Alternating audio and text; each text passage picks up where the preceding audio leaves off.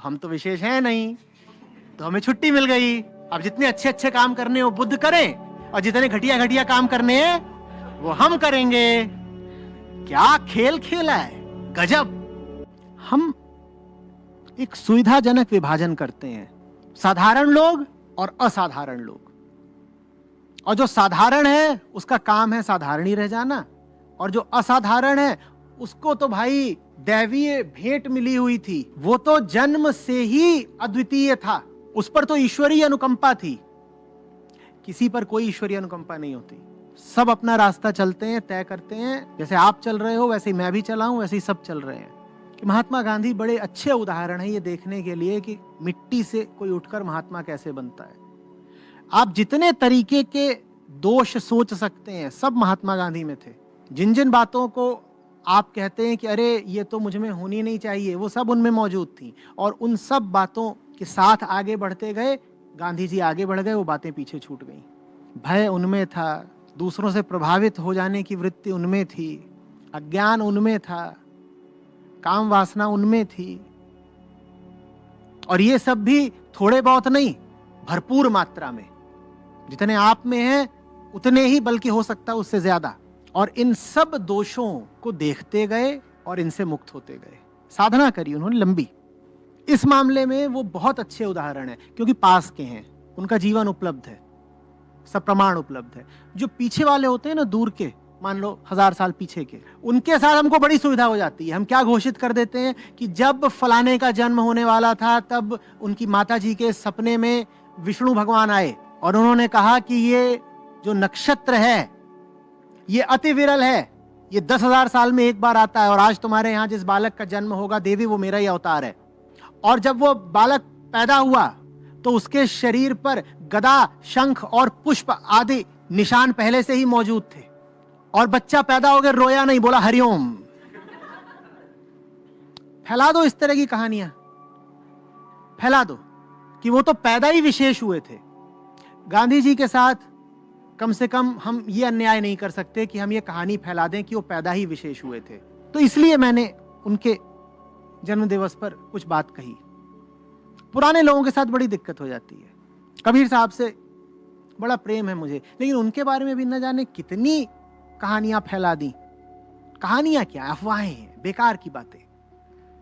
कमल के पुष्प पर मिले थे, हैं? इतना बड़ा कौन सा कमल का पुष्प होता है कि उस पर बच्चा लेटा दो? और पता नहीं कितनी बातें। कोई बोल रहा है वो गोरखनाथ को हरा दिया, कोई बोल रहा है फरीद से मिले थे। गोरखनाथ 400 साल पहले के, फरीद उनसे 300 साल पहले के, कहां से मिल गए? पुराने लोगों के साथ ये बड़ी समस्या है, हम उनको जीने ही नहीं देते। हम उनकी जीवनी में तमाम तरह के मिश्रण कर देते हैं, घपला कर देते हैं, और हम उनको क्या बना देते हैं? अति मानव, सुपर ह्यूमन। कोई नहीं होता सुपर ह्यूमन भाई, सब साधारण मिट्टी के ही बने होते हैं। सबने एक सा ही जन्म लिया है, और अगर सबने एक सा जन्म लिया है तो जो ऊंचाई किसी कृष्ण को, किसी बुद्ध को मिलती है वो आपको भी मिलनी चाहिए, वो आपकी जिम्मेदारी है। आपको अगर नहीं मिली तो ये कहकर अपना बचाव मत करिए कि कृष्ण तो खास थे ना, वो तो विष्णु के अवतार हैं। हम थोड़ी विष्णु के अवतार हैं, कोई नहीं होता विष्णु का अवतार। या ये कह लीजिए कि विष्णु के अवतार सभी होते हैं, पर भेद मत करिए। या तो ये कहिए कि कोई विशिष्ट व्यक्ति विष्णु का अवतार नहीं होता, या फिर ये मानिए कि एक एक प्राणी विष्णु का अवतार ही है और सब में विष्णु का अंश मौजूद है। बाकी ये तो अपनी जिम्मेदारी है और अपनी नीयत और अपना इरादा है कि हम अपने भीतर के विष्णुत्व को साकार करते हैं कि नहीं, प्रकट होने देते हैं कि नहीं। पर यह मत कहिए कृपा करके कि कोई जन्म से ही खास है, या कि कोई चोजन वन है, सिलेक्टेड वन है, कि किसी का जन्म ही हुआ था मानवता को बचाने के लिए। यह मत करिए, यह बहुत गलत है। सब एक से हैं। अब जिम्मेदारी बढ़ी ना आपकी कि अगर राजकुमार सिद्धार्थ बुद्ध बन सकते हैं तो मैं बुद्ध क्यों नहीं बना भाई? और सिद्धार्थ गौतम ने भी बड़ा साधारण जीवन जिया था, बल्कि विलासिता से भरपूर, अय्याशी। हाँ, तमाम तरह की सुख सुविधाएं उपलब्ध हैं। कहा जाता है उनके पिताजी पूरे राज्य भर की, छोटा सा ही राज्य था, सुंदर जितनी कन्याएं होती थी सबको ले आते थे, बेटा डेटिंग करो।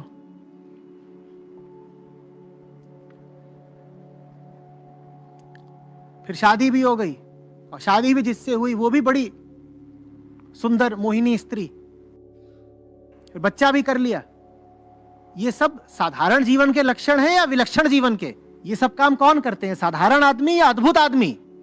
साधारण आदमी ना। लेकिन हमने कहानियां जोड़ दी। कहानियां क्या जोड़ी हैं कि जब बुद्ध पैदा हुए तो हिमालय से एक बहुत बुढ़ा साधु उतर के आया है। भाई, कौन सा कम्युनिकेशन हुआ था, कौन सा नेटवर्क था कि वहां उसको, वो यही खबर लेता रहता था कहां कौन बच्चा पैदा हो रहा है।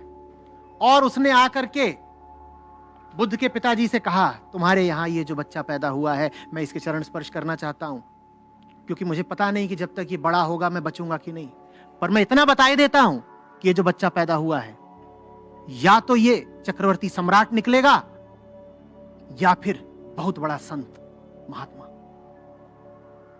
तो हमने बना दी ना कहानी कि बुद्ध तो पैदा ही खास हुए थे और उनकी खासियत का पता चल गया था वहां दूर हिमालय पर बैठे किसी साधु को। किसी को कुछ नहीं पता चलता, बेकार। ये सब हमारी साजिश भरी कहानियां हैं, अपने ही खिलाफ साजिश करते हैं हम। हमने घोषित कर दिया कि बुद्ध तो विशेष है, जन्मजात विशेष है। हम तो विशेष हैं नहीं, तो हमें छुट्टी मिल गई। अब जितने अच्छे अच्छे काम करने हो बुद्ध करें, और जितने घटिया घटिया काम करने हैं वो हम करेंगे। क्या खेल खेला है, गजब, हद है। वो भी ऐसे ही थे,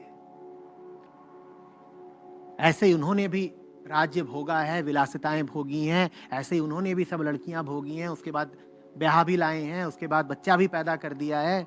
उन्हें भी वही सब कुछ दिख रहा था जो आपको दिखता है। वैवाहिक जीवन में उनका भी दम घुटा होगा जैसे सबका घुटता है, पर उन्होंने फिर एक निर्णय लिया जो सब लोग नहीं ले पाते। उन्होंने कहा सच्चाई, उसमें जीना है। ये जो पूरा खेल चल रहा है, मुझे अब समझ में आ रहा है कि ये फंसाऊ खेल है, और इसमें मैं ही नहीं, पूरा जगत फंसा हुआ है। संसार का नाम ही दुख है। उन्होंने कहा दुख से मुक्ति चाहिए, अपने ही लिए नहीं, सबके लिए चाहिए। ये एक निर्णय था, ईश्वरीय अनुकंपा नहीं थी, व्यक्ति का निर्णय था। समझिए बात को। एक इंसान ने निर्णय लिया कि जैसे जी रहा हूं ऐसे नहीं जीऊंगा। वो निर्णय लेना सबकी जिम्मेदारी है, आपकी भी जिम्मेदारी है। आप क्यों नहीं ले रहे निर्णय? क्योंकि आपको एक छांव, एक ढाल, एक बहाना मिल गया है। क्या? बुद्ध तो महापुरुष थे, वो कोई भी निर्णय ले सकते हैं, मैं तो साधारण पुरुष हूं। बुद्ध का दिल भी कांपा होगा ये निर्णय लेने में, उन्होंने भी अकस्मात नहीं ले लिया होगा। कहानी तो कहती है कि वो जा रहे थे और फिर बस उन्होंने 3 बार 3 चीजें देखी और वो बिल्कुल, उन्होंने कहा नहीं मैं छोड़ के जा रहा हूं। ऐसा कैसे हो सकता है? उन्होंने कोई बुढ़ा आदमी नहीं देखा था पहले, उनके माँ बाप नहीं बुढ़ाए थे? बताइए।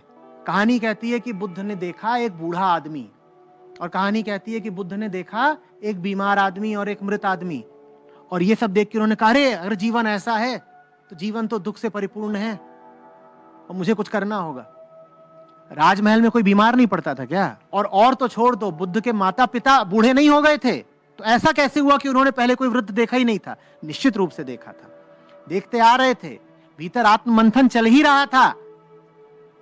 अचानक एकाएक कुछ नहीं हो गया, देख रहे थे, सोच रहे थे, समझ रहे थे, विचार कर रहे थे, और फिर धीरे धीरे निर्णय करते गए, आगे बढ़ते गए। ये निर्णय करना, मैं कह रहा हूं, हम सबका दारोमदार है। आप क्यों नहीं करते ऐसे निर्णय? आप अपना बुद्धत्व क्यों जगा नहीं रहे हैं? क्यों उसे सोए रहने देना चाहते हैं?